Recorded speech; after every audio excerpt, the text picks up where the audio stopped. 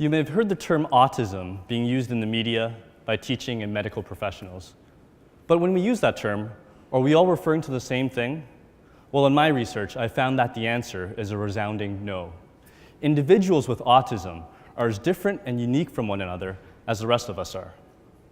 For example, there's a 12-year-old boy with autism currently taking university astrophysics courses who has an IQ higher than Einstein, who boasts of an IQ higher than Einstein and is able to imagine numbers in his head as he has his own theory of relativity.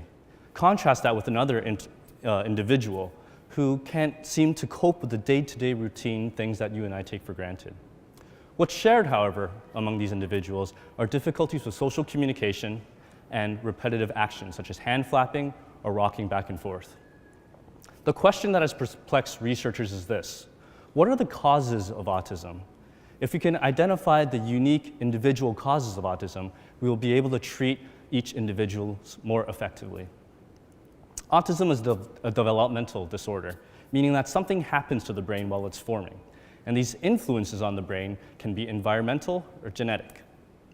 An example of an environmental influence would be medications that a mother takes during pregnancy can heighten the risk for autism. My thesis, however, focuses on the genetic side of the story. I studied the #1 genetic risk factor for autism. Using animal studies, I looked both at the macro and the micro effects of this disorder, both the outward social behavior as well as the nitty-gritty of what happens inside the brain. For example, the brain is made up of millions of nerve cells that must connect with one another during development. That allows for information to be processed and a thought to be processed in your mind. These connections are held together by proteins. Changes in these proteins can drastically modify the way you're able to integrate your thoughts, your feelings, and your sensations.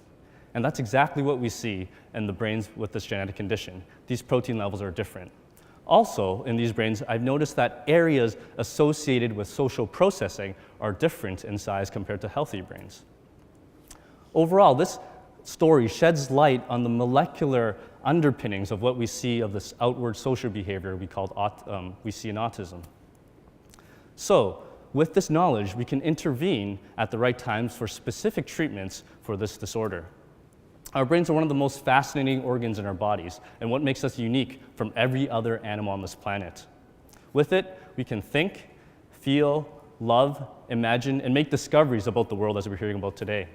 I hope you find it as fascinating as I do. Thank you.